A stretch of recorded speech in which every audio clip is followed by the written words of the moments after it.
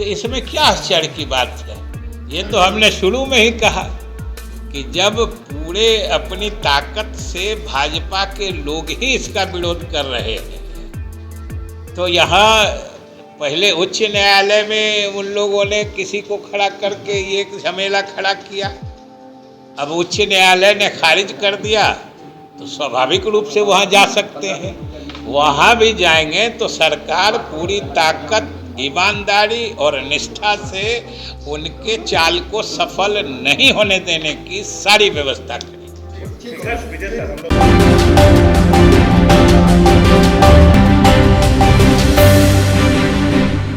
उच्च न्यायालय का आज का फैसला न सिर्फ स्वागत योग्य है, बल्कि ये प्रगतिशील फैसला है जो गरीब लोगों के हित में है, क्योंकि बिहार सरकार ने शुरू से कह रखा है कि इस गणना के माध्यम से हम राज्य के विभिन्न जातियों की न सिर्फ संख्या निर्धारित, वास्तविक संख्या आकलन कर रहे हैं, बल्कि उनकी सामाजिक और आर्थिक स्थिति का भी सर्वेक्षण कर रहे हैं। ये बड़ा काम हो रहा था, लेकिन बीच में ही न्यायालयीय हस्तक्षेप से रुक गया था। आज ये सरकार के लिए संतोष की बात है कि उच्च न्यायालय के इस फैसले से जो नीतीश कुमार जी के नेतृत्व में महागठबंधन की सरकार चल रही है, उसकी नीति और नीयत दोनों की जीत की पुष्टि होती है और दोनों की जीत का यह प्रतीक है। क्योंकि सरकार ने शुरू से कहा था कि हम हर हाल में जातीय गणना कराने के लिए कृत संकल्पित हैं, कटिबद्ध हैं,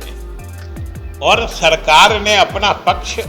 मजबूती से उच्च न्यायालय में रखा। और ये स्वागत करने की बात है कि माननीय उच्च न्यायालय ने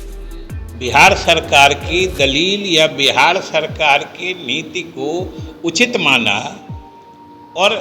जो रोक लगाई थी उसे हटा दिया। और सबसे एक आश्चर्य की बात है, जो कल तक सरकार की नीयत पर शक पैदा कर रहे थे, सरकार की मंशा पर प्रश्न चिन्ह लगा रहे थे भाजपा वाले, आज फिर वो लोग वही रागालाप कर रहे हैं कि अगर रोक लगी तो सरकार की नीयत सही नहीं थी और न्यायालय ने सरकार की बात से संतुष्ट होकर रोक हटा दी, तब भी सरकार की मंशा साफ नहीं है। सरकार की मंशा तो पहले भी साफ थी, अभी भी साफ है। सवाल है कि भाजपा की मंशा साफ नहीं है। और ये पूरे बिहार के लोग जानते हैं कि इस फैसले के खिलाफ जो लोग न्यायालय गए हैं, या हो सकता है कल उच्चतम न्यायालय भी जाएं, जरा उनका रिश्ता, जरा उनका जुड़ाव पता कर लीजिएगा। ये सब कुछ न्यायालय में पेच फंसाने का जो ये काम हो रहा है, या ये जो एक्सरसाइज हो रहा है, जिन लोगों के माध्यम से सबके पीछे भाजपा ही होती है, किसी न किसी तरीके से इस काम को रोका जाए। लेकिन आज ये प्रसन्नता की बात है कि माननीय उच्च न्यायालय ने बिहार सरकार के इस फैसले को सही माना है और जातीय गणना को आगे बढ़ाने की इजाज़त दे दी है। हम सरकार की तरफ से और महागठबंधन की तरफ से भी इसका स्वागत करते हैं, क्योंकि यह एक प्रगतिशील फैसला है और सरकार भी जो गणना का काम जहाँ पे रोका हुआ था, उससे आगे तत्काल इसे बढ़ाने का काम शुरू कर देगी। नहीं, ये तो उसकी प्रक्रियात्मक बात होती है, कितना दिन में तैयार होता है इससे ज़्यादा महत्वपूर्ण है कितने विश्वसनीय आंकड़े बनते हैं। इसलिए जितना दिन भी लगे, लेकिन आंकड़े विश्वसनीय हासिल हों, इस पूरी प्रक्रिया से सरकार की प्राथमिकता ये है क्योंकि अलग अलग जातियों की संख्या तो अलग अलग जातियों के द्वारा भी दावा किया जाता है, जो कि सब जातियों की संख्या या प्रतिशत जो संबंधित जाति के लोग दावा करते हैं उन सबको जोड़ दीजिएगा तो आपको 100 में पता नहीं 200 की संख्या आगे निकल जाएगी। इसलिए सही माने में किस जाति के कितने लोग बिहार में बसते हैं और इतना ही नहीं उनकी संख्या क्या है और उनकी सामाजिक आर्थिक स्थिति कैसी है, वो भी इस गणना के माध्यम से इसका भी सर्वेक्षण हो रहा है। क्योंकि हर जात में गरीब हैं, इससे गरीब की पहचान होगी, हर जात के गरीब लोगों की पहचान होगी और आगे भविष्य में इन आंकड़ों के आधार पर उनके लिए कल्याणकारी योजनाओं के निर्माण में भी मदद मिलेगी। इसलिए ये बड़ा भारी क्रांतिकारी कदम है और सब लोग जानते हैं कि हम लोगों ने तो, क्योंकि हम लोगों ने तो भारत सरकार से ही आग्रह किया था कि आप करा दीजिए, पूरे देश में करा दीजिए, लेकिन वो नहीं माने। और जब मुख्यमंत्री के नेतृत्व में 10 सदस्यीय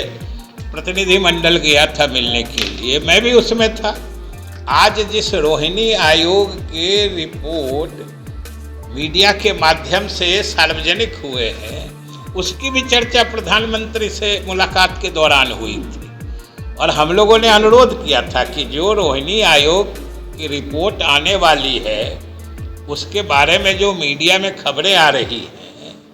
वो भी जब तक जाति आधारित गणना या अगर केंद्र सरकार करा देती तो जनगणना ही हो जाता, तो अगर ये नहीं होता है तो फिर कैसे जो